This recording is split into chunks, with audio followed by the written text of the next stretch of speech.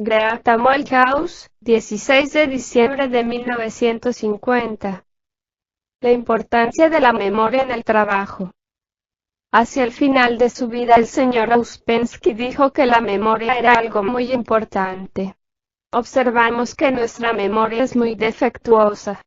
Empero la aceptamos al mismo tiempo como un criterio, una norma de juicio. Las gentes tienen la certeza de estar perfectamente conscientes de su vida, de estar conscientes de lo que hicieron, pensaron y sintieron, por las normas de lo que llaman la memoria. Claro está que convendría más decir que nadie recuerda las cosas en absoluto en la práctica, y que lo que se recuerda es por completo erróneo. Les daré un ejemplo de lo que podría ser educar la memoria, lo cual es uno de los aspectos del trabajo. Alguien se comporta amablemente con nosotros y nos sentimos halagados. Luego, por un tiempo, nada sucede. Después, otra vez la misma persona se comporta amablemente con uno, pero mientras tanto habíamos olvidado por completo que dicha persona se había comportado amablemente. Esto significa una memoria muy débil que debe ser constantemente alentada. Algunas personas suelen recordar muy bien cuando son beneficiadas por otra persona, pero en otras la memoria, una diminuta nube que rodea sus minúsculas conciencias, disminuye muy rápidamente, y todo debe repetirse para restaurar el sentimiento de confianza. Algunas personas tienen largas memorias y otras la tienen corta. Algunas personas que tienen largas memorias tienen, asimismo, largas memorias negativas. ¿Es cierto? Los sentimientos hostiles de venganza suelen recordarse por mucho más tiempo que los sucesos agradables. ¿Están ustedes de acuerdo, no? En todo caso, ver nuestra vida por medio de la memoria es desfigurarla completamente, por así decir, es como verla reflejada en un espejo deformante. ¿Qué es lo que hace que ese espejo deforme? Hemos hablado recientemente de las asociaciones mecánicas y de la necesidad de vencer el cerebro mecánico, es decir, las asociaciones mecánicas que fueron establecidas debido a nuestra educación. Han de comprender que lo que recordamos está muy deformado y coloreado por nuestro estado emocional. Cuando recordamos la tabla de multiplicar, por lo general la recordamos correctamente sin ninguna deformación emocional, pero si nos opusiéramos al número 9, por ejemplo, al aprender la tabla del 9, nos sería difícil recordarla exactamente. Ahora bien, las emociones que deforman ese espejo que es la memoria son las autoemociones. ¿Cuáles son las autoemociones contra las cuales hemos de luchar para poder alcanzar la verdadera consideración externa, que en la terminología cristiana tiene que ver con el amor al prójimo? Esas emociones son el amor propio, la autocomplacencia, el fariseísmo, es decir, el sentimiento de tener siempre razón, el automerecimiento, la autoadmiración, la autoadoración, todas las variadas formas de pensar. Gracias a Dios no soy como los otros. En una oportunidad, en los antiguos tiempos del trabajo, el señor Ouspensky convocó una pequeña reunión y nos pidió que definiéramos en inglés esa autoemoción que nos impide toda ruptura con nuestra falsa personalidad. Varias personas sugirieron palabras como amor de sí y otras parecidas.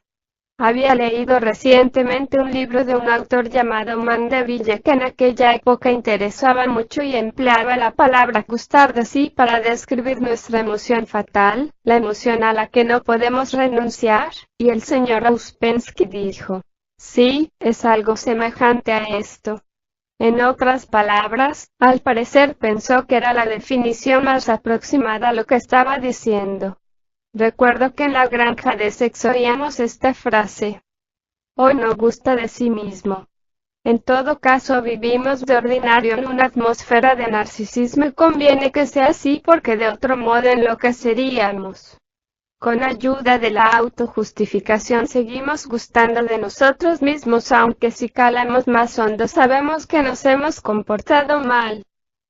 Ahora bien, debido a ese gusto por sí mismo, si cabe llamarlo así, nuestra memoria se perturba porque, a causa de la acción del autojustificarse, cuando miramos hacia el pasado seguimos siempre gustando de nosotros mismos, a pesar de lo que se haya dicho, pensado o sentido. En suma, nuestra memoria está por completo perturbada por nuestra autoemoción. Les recordaré aquí que el trabajo dice que debido a la acción de los amortiguadores no nos damos cuenta de contradicción alguna. La función de los amortiguadores radica en impedir que veamos las muchas equivocaciones que cometemos para que así podamos mantener nuestro gusto de sí. Pero el trabajo dice que si los amortiguadores fueran eliminados enloqueceríamos. Desde luego, ya habrán adivinado que este trabajo tiene que ver con el descubrimiento de las contradicciones mediante la autoobservación. Nadie puede crecer en un sentido psicológico o espiritual, a menos de perturbar su gusto de sí. ¿Cómo se lo perturba? Por medio de la autoobservación, a través del punto de vista del trabajo. Y empero la gente sigue diciendo, ¿cuál es el punto de partida en el trabajo? Siempre se responde, obsérvese a sí mismo por un breve periodo y entonces descubrirá su inquietud, y tan solo sobre esa inquietud acerca de sí mismo puede empezar a obrar y cambiar su ser. Ahora bien, la memoria, si se basa en la autoobservación, es una cosa muy poderosa. La memoria consciente solo empieza en una persona cuando ésta se observa a sí misma conscientemente y recuerda lo que observa. Algunas personas no lo pueden hacer, a veces porque no lo desean, y otras porque carecen del poder de introversión y no se ven en absoluto.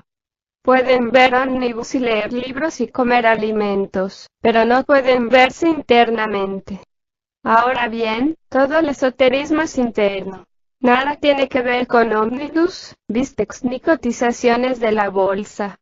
El esoterismo se ocupa de algo muy diferente y empieza con la autoobservación, de acuerdo con instrucciones especiales y esfuerzos especiales que no tienen lugar mecánicamente.